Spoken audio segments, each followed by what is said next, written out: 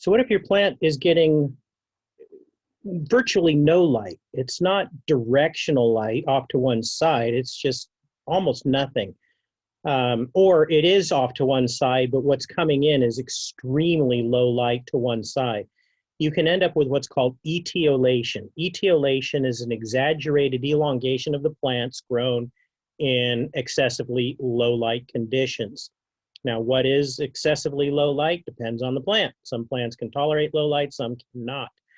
But if they don't have enough light, they start to enter this survival mode of etiolation, where the individual cells all become elongated because with the lack of light, the auxins are building up, the cells are getting longer, they get very weak.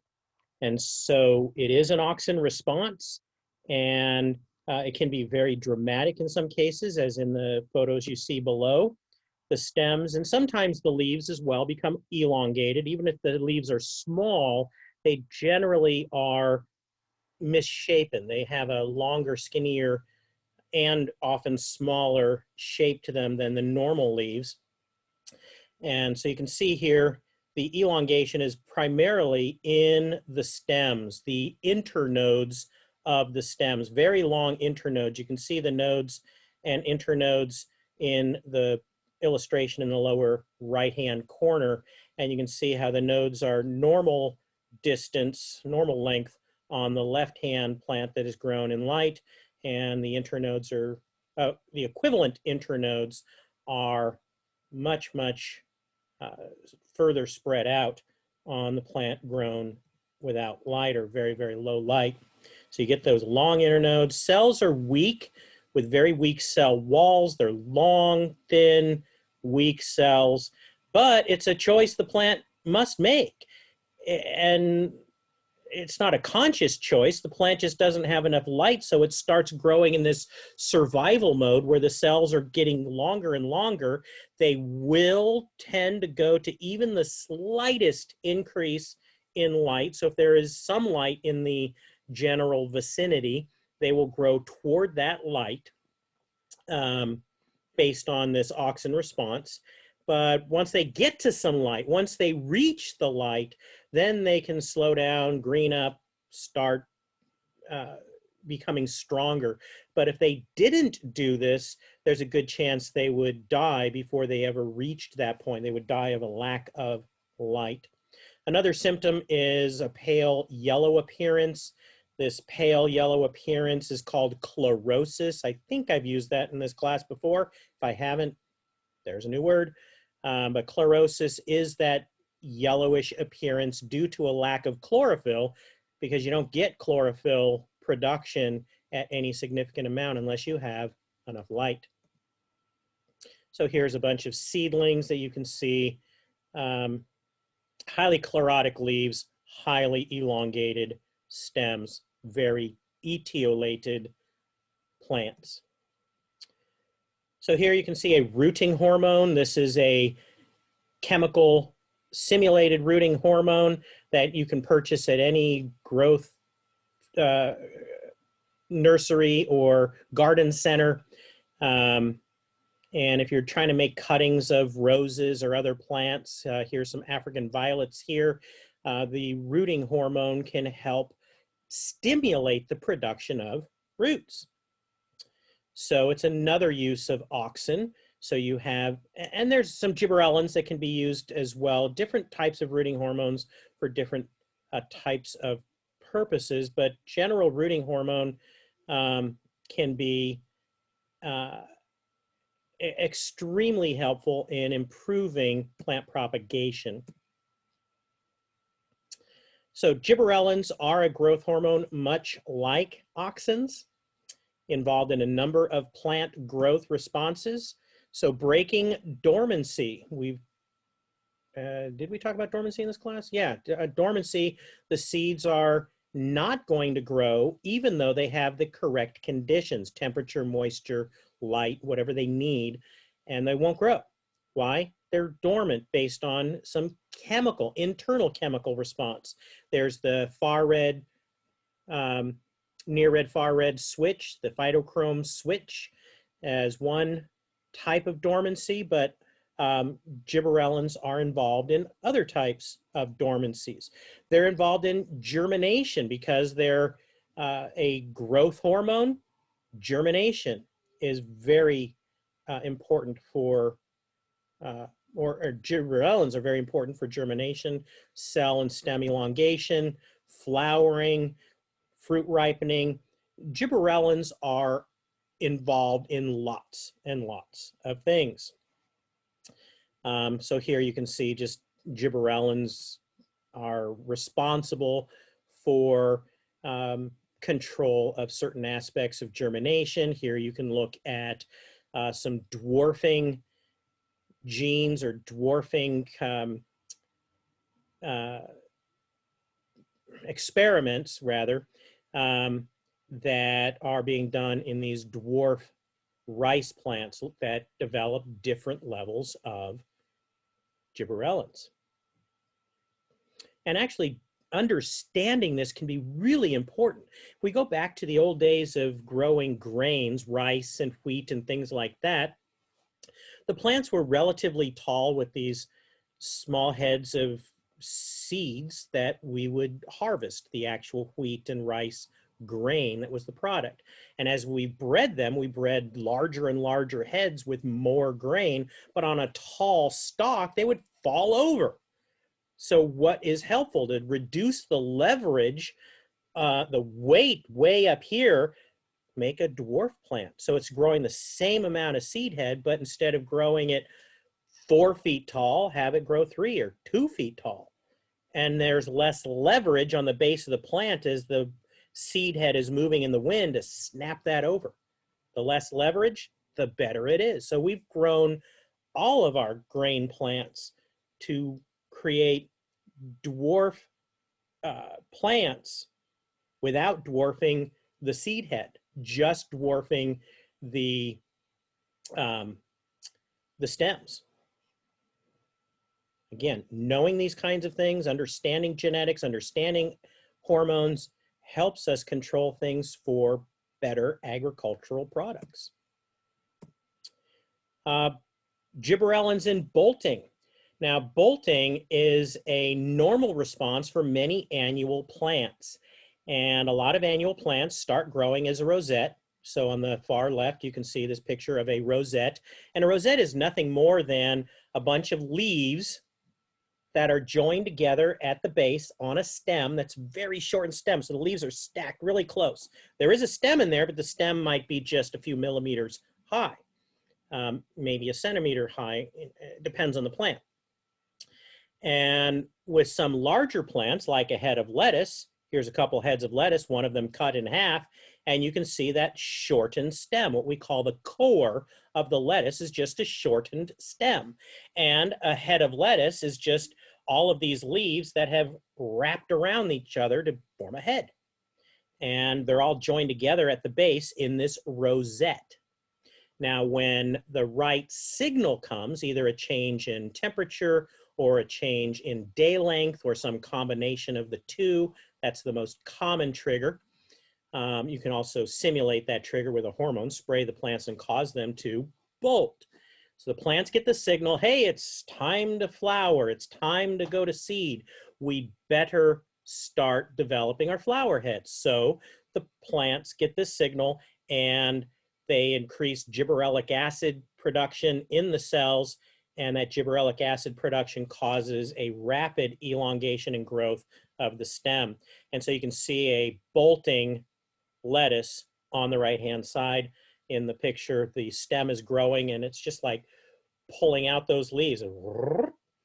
Now, if I was trying to have this bolt, that would be potentially problematic. Where's the stem going to grow? Right up into the middle of this head of lettuce, and that stem's going to get caught, it's going to twist, it's going to be a serious problem. It might break the stem, it might start molding before it ever comes out. Now, some heads of lettuce, they'll relax and start opening up when the bolting occurs and let that stem out. But some, we bred them to be so tight and to tolerate warm weather that they won't open up. And so we have to do something called de-heading the lettuce. And you literally are walking bent over. You take your hands and you have one seed row of plants on either side of you. They're not tight heads like in the picture here, but they're getting to that point. And you grab the top of the head, you push down gently, pinch, and rip the leaves right off. You're opening it up. But that's a big stress for the plant. You're removing leaf material and you are causing a stress response that the plant's going to slow down its growth. Now, there's another technique with cutting with a knife, and you can open up the plant with a knife. That also risks damaging the growing tip. So if you're good at what you do, you can do it with a knife, but then you can only do one plant at a time. You can't do left and right hand, and there'd be very few people who could possibly coordinate two hands cutting it. I've never used the knife technique for any large amount of plants because it's just too difficult and slow, in my opinion. What's an option? If I time it right, I can spray gibberellic acid on my plants. And so they're starting to form a head. It's going to be bolting in a couple of weeks, but before the signal gets to the plant to start bolting, before it fully tightens up and then starts to go, wow, we got to open up, spray gibberellic acid. The head will open up before it got too tight and start bolting. And now I can grow seed. And it's better in some cases than just letting it bolt. Now, most of the varieties that I grew, because I grew a lot of lettuce seed over the years, because I was a plant breeder, and so I would develop these varieties and then have to grow the seed to sell. And these varieties, some of them you didn't have to worry at all. They would bolt without any help, and they wouldn't get trapped inside the head. Other ones were more problematic and would need deheading, and I usually went with the deheading. One reason, it's organically approved. There's nothing non-organic about using your hands. If I use gibberellic acid, If I use artificial gibberellic acid, I can't sell that seed as organic seed. And there's an advantage to deheading for some of them. You're weighing not only the organic versus the inorganic, or conventional, I should say, but you're weighing what's my likelihood of how many pounds of seed I'm going to get per acre. If I use the gibberellic acid, that has some advantages. If I do manual deheading, that has some advantages. And then I've got the cost of the manual labor. And you weigh those two things. Anyway, so advantages of the gibberellic acid: reduce labor because you don't have to do the deheading, and you can improve seed yields in many cases because you don't damage or stress the plants. Now, it depends on the variety. It doesn't improve yields for all varieties. You got to do some testing.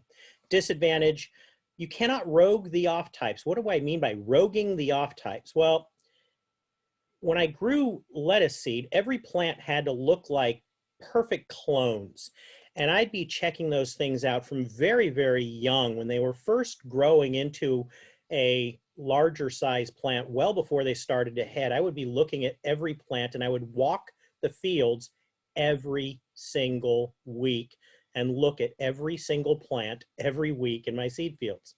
And by the time I got through walking all the fields from one side to the other, I would have to go back and start again. Any plant that didn't look exactly like all of its neighbors, I would have a hoe in my hand and take it out, kill it. I didn't want anything in there that was an accidental seed from the wrong variety hiding in my field. I don't want to grow a bunch of seed from one bad plant, or if there was a mutation, I don't want any of that to contaminate the seed that I'm going to sell to the farmers. I want all my plants to be uniform. So I would rogue the off types, or remove, kill, take out, rogue anything that looked off, that looked different. As soon as you spray gibberellic acid, all bets are off, because the plants just look like they all have a bad haircut. Things start to look funny. Everything looks different. So once you spray gibberellic acid onto a seed field of lettuce, you're really not able to determine if you have an off-type plant, an oddball. So you pretty much say, all right, done. I used very little gibberellic acid over the years. I mostly did manual deheading, as I said. But here you can see a picture of a bolting head that got trapped. Now this is something that was way past what you would want for growing lettuce seed. This is something that likely ended up in the grocery store perhaps, and this started to bolt in the field. This would eventually start to rot inside. And somebody at home, they don't want to see this. Got a bunch of hard core in there. That's not going to make salad. You got to cut that out. Without deheading or gibberellic acid, the bolting core cannot escape the tight head, as you can see in the picture on the lower left. But again, it's only some varieties that had that problem. Trapped cores will become damaged and rot or kill the plant. So once it's started to completely bolt and flower, you can see what the flowering head looks like here. This can be anywhere from 3 to 4.5 feet tall typically. Some rare lettuce plants might have seed heads going up 5 or 6 feet, but that's quite unusual. Most of them are 3, 4, 4.5 feet. So our next tropism, or turning of the plant, geotropism. Think about it. What is geo? What does that mean? Geo means the earth. So turning toward the earth. What would cause a plant to turn towards the earth or in relation to the earth? Gravity. So roots grow downward towards the earth, into the earth, and shoots grow up, or at least in some direction away from the earth. And so we call that geotropism. And again, it's caused by some auxins. And roots are considered positively geotropic because they're going with gravity in the direction, the same direction as gravity is pulling them. And stems are usually negatively geotropic to some extent, not all plants. There's lots of variation in how stems grow, but we usually think of most plants growing up with the stems, and so they're growing opposite or negative geotropism, opposite to the gravitational force. Now, some branches grow at an angle, plagiatropic. So even though the main plant, the plant's getting bigger in an upward direction, individual branches are coming out at some angle. We call that angled growth plagiotropic. How does a plant know? Why doesn't everything go straight up? Well, there is a plagiotropic response. It gets kind of complicated. Lots of very interesting physiology to understand. How come an oak tree looks like an oak tree, a lettuce plant looks like a lettuce plant, and a boxwood hedge looks like a boxwood hedge? They all grow in different ways because of these tropisms. And geotropism is one of the key determiners of what shape a plant might ultimately be.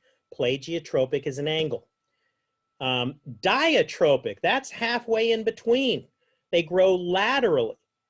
And there are some runners that grow out from the plant, or rhizomes, which is a stem. I'm almost certain I've used the term rhizome. It technically, biologically, is a plant stem, but it grows at or just under the soil as a lateral stem, and it grows outward. We call that diatropic, meaning it's halfway between both directions, the positive and the negative geotropism. When seeds germinate, there are auxins that control the growth processes, and that influences the roots growing downward, the shoots growing upward. So a seed is germinating. You've got that little embryo with a radicle, the embryonic root. How does it know which way to grow? Auxins actually inside the cells are part of these little crystals, and they fall down with gravity. So if you're a root cell, you grow in the same direction as the buildup of auxins. You grow with the auxins. If you are the plumule and the epicotyl, the part of the stem above the cotyledon, well, you start growing away from the accumulation of auxins, because auxins are all being pulled down by gravity, and a stem cell grows away from the auxins. Negative geotropism. And it gets really complicated in terms of exactly how does geotropism work. People have worked for generations on trying to tease out the details of geotropism. The basics are pretty easy to understand. Trying to really figure out how does it actually work, it's really tough. Then we get to the next one, thigmotropism. What the hell's a thigmo? Thigmotropism is touch. Touch. Thigmotropism is a plant growth response to touching a solid object. Thigmotropism allows some vines to climb other plants or objects, thus increasing its chance of intercepting light for photosynthesis. So right in my front yard, I have an Australian bottle brush, which is maybe, I don't know, 14 feet tall. And it took decades to get 14 feet tall. It was there when I bought the house. And it grows very slowly, solid. It's got a trunk the size of my arm, bigger than my arm actually, at the base. And it grows like a tree. It's just a short tree, really. On that particular bottle brush, every year there is a vine, an annual vine, a wild native California cucumber, and its seeds are laid down every year. So when the spring rains come, boom, wild cucumber grows, climbs up the fence and the bottle brush, and ends up near the top of that bottle brush, maybe at least 8-10 feet up into the bottle brush, out there in the sunlight, and it takes it a matter of weeks to do the entire climb, not decades. And how does it hold itself up? Thigmotropism allows it to grab on. And there's some videos in the Canvas module that show some examples of thigmotropism, but I'll show you some other here. The main purpose of thigmotropism is primarily supporting itself and trying to get to a location where it can photosynthesize. It's finding light. A vine like that wild cucumber in my front yard, it starts growing underneath a bottle brush, and the next thing, within a matter of a couple of weeks, it's got some decent sunlight, and within several weeks, it's taken over a whole side of the bottle brush, just stealing all of its sunlight and producing flowers and making more wild cucumbers. And despite the name, they are not edible. They're not poisonous, but you might think you were poisoned if you tried to eat them. There's probably enough stuff in there to make you sick to your stomach, but they're not going to kill you. They just would taste really nasty. So thigmotropism is complicated. Certainly auxins and ethylene are involved in the response. I would expect you to know thigmotropism, what it is, more so than how it works. So here's a couple of examples that I have videos in the other section. Tendrils, like with grapes or with pea plants. Peas have these tendrils, which are highly modified leaves without the blade. It's like the midrib of a leaf. And they move, and when they touch an object, they wrap around it. And so this is actually a leaf. A tendril is a leaf. A twiner is actually the stem. The entire stem, when they're growing, will actually grow in a circular motion. If you look at them under time-lapse photography, it's growing longer and taller as it's spinning, hoping that eventually it will hit something, during that spin, it will touch something and start climbing up it. We call those twiners. Twiners are stems, like bean plants, very closely related to the peas, but they're different. So tendrils, peas, grapes, cucumbers, twiners, like beans, and lots and lots of other examples. But tendrils and stems of vines, such as peas or morning glories, coil when they touch an object. That's called positive thigmotropism. The tendrils, leaves, the twiners are the stems.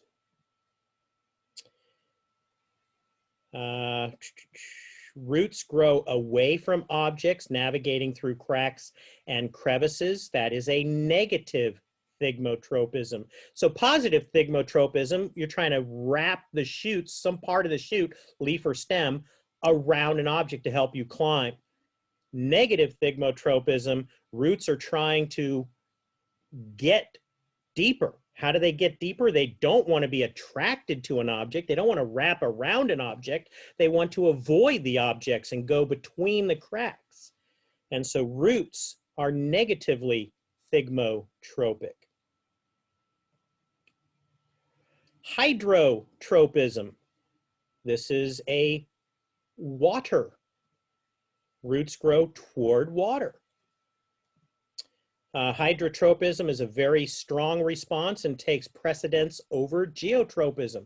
If roots need to grow down with gravity, but it's dry going downward, but it's moist going to the left, the hydrotropism wins. Plants will always grow toward water, preferentially over growing downward in response to gravity. So the hydrotropic response is a more